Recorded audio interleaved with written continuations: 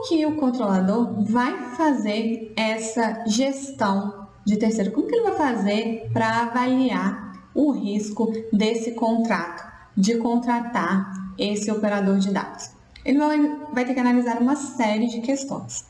O primeiro ponto é saber quais são as empresas que esse agente de tratamento tem uma relação jurídica. Então, se você estiver fazendo a adequação da empresa, o primeiro passo é você fazer o quê? Fazer essa lista.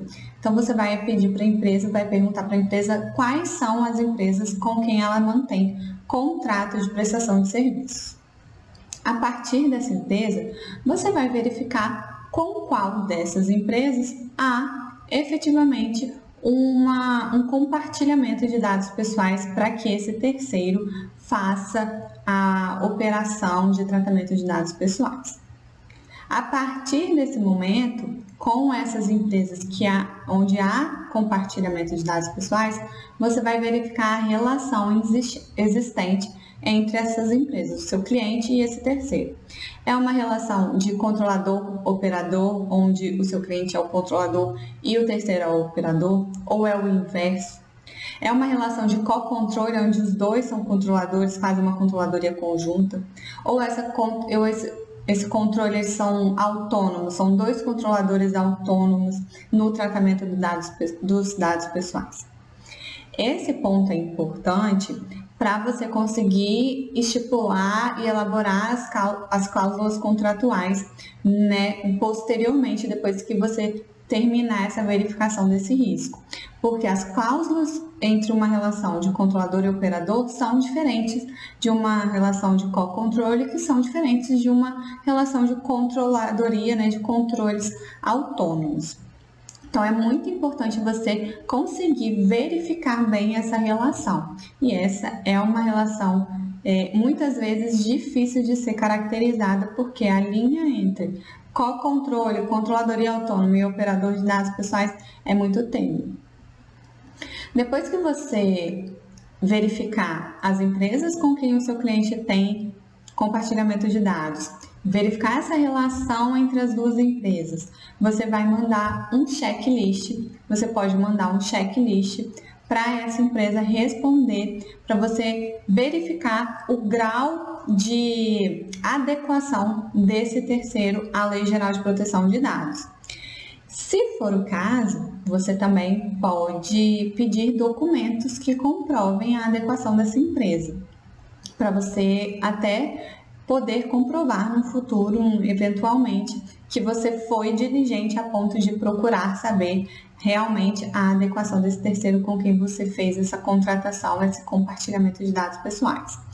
E nesse checklist, você pode fazer questionamentos que estejam ligados à relação entre as duas empresas, à relação as operações de tratamento de dados pessoais que esse terceiro faz em nome do controlador e casos específicos de acordo com cada caso. Você pode ter um padrão e a partir desse padrão adicionar outros questionamentos que sejam importantes para aquela análise que está sendo feita ali naquele caso concreto.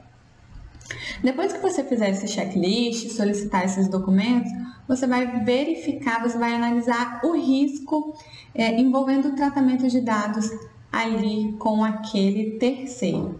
E o que você vai analisar neste momento? Quais são os dados pessoais que são compartilhados? Qual é a categoria desses dados que são compartilhados? Você compartilha dado comum, dados de criança e adolescente, dados sensíveis. Veja que o risco de você compartilhar dados sensíveis é muito maior do que de dados comuns. Depois que você conseguir verificar quais as categorias de dados que são compartilhados, você pode analisar também o volume de dados compartilhados. São muitos dados, são poucos dados. O volume também de titular de dados que há esse compartilhamento. São muitos titulares de dados ou são poucos titulares de dados? Outro ponto importante de você analisar nesse risco, nessa análise de risco aqui do compartilhamento, é a categoria do titular de dados com que cujos dados são compartilhados. Os dados são de clientes, são de empregados, são de fornecedores. Quem são os titulares de dados, dos dados que são compartilhados com esse terceiro? Todos esses pontos podem sim influenciar na classificação do risco desse compartilhamento. Poxa, se você tem dados de empregados que são compartilhados, você tem poucos empregados, você não compartilha dados de saúde, por exemplo, dos seus empregados, então os atestados médicos, os exames admissionais, você não compartilha, você compartilha só aqueles dados necessários para fazer cadastro no e-social, fazer folha de pagamento, então são dados comuns e são dados só dos seus empregados. Nesse aspecto, você pode verificar que o risco é baixo. Você tem poucos clientes, você tem poucos empregados, você compartilha poucos dados desse empregado. Mas, por outro lado, se você é uma empresa se você compartilha dados com uma empresa que faz os exames admissionais dos seus empregados, onde os seus empregados vão ali para fazer exames, então vai haver um compartilhamento de dados de saúde, e você tem muitos empregados com quem você está fazendo esse compartilhamento, veja que o seu risco é maior. Então, se você é um laboratório que faz exames e você compartilha esses dados com outro laboratório que faz um serviço ali que você não presta no seu laboratório, um laboratório de apoio. Então, você há muito compartilhamento de dados sensíveis dos seus pacientes e é muitos pacientes que você faz esse compartilhamento. Esse risco é maior. Então, cada caso você vai analisar uma gama de informações para identificar ali o risco desse compartilhamento entre alto, médio e baixo. E aí, o seu grau de exigência de adequação do terceiro vai ser proporcional ao risco que ele representa, que aquele compartilhamento de dados representa. Então, se você tem uma empresa com quem você compartilha poucos dados e dados comuns, o seu grau de exigência de adequação vai ser menor do que uma empresa que você compartilha dados de saúde, por exemplo, dados sensíveis e uma quantidade muito grande de dados pessoais. Nesse caso, o seu grau de exigência de adequação tem que ser maior. Você tem que exigir mais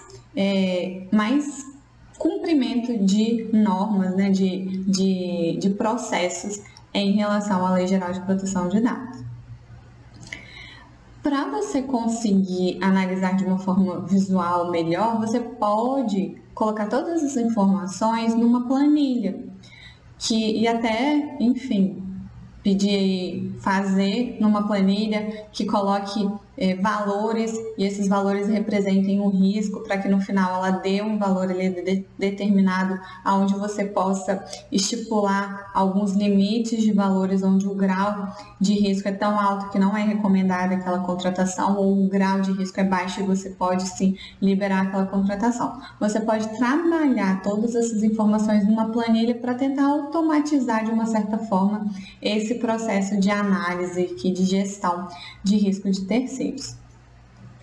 Aí depois que você fizer toda essa análise, você passa para a fase de contratação e de elaboração de contrato ou de elaboração de aditivo contratual, se for o caso da empresa já ter sido contratada, né? Se você entrou aqui para fazer a adequação da empresa e ela já tem contratos ativos, você pode fazer um termo aditivo ou um termo de proteção de dados ou no momento da elaboração do próprio contrato de prestação de serviço. E aí é importante você ter feito toda essa análise para quê? Para você saber quais as cláusulas que você vai colocar nesse contrato. Uma empresa que representa um risco baixo não vai ter que ter uma complexidade tão grande de cláusulas contratuais, de responsabilidades e de obrigações. Por outro lado, uma empresa onde o risco é muito alto, você tem que trazer uma complexidade maior. Então, você precisa dessa análise de risco para saber como que vão ser elaboradas as cláusulas contratuais ou as cláusulas dos termos aditivos destes contratos. E dependendo do caso, dependendo da importância, do grau de risco, do tamanho, você pode até solicitar ou orientar uma auditoria nesse terceiro para confirmar essa adequação que ele alega que já está realizada dentro da sua empresa. Então, esse é um ponto, mas uma auditoria nem sempre é viável dependendo da realidade da empresa. E aí você vai levar em consideração toda a realidade do seu cliente e da necessidade dessa auditoria ou não. Às vezes, a própria solicitação de documentos vai suprir essa necessidade dessa auditoria.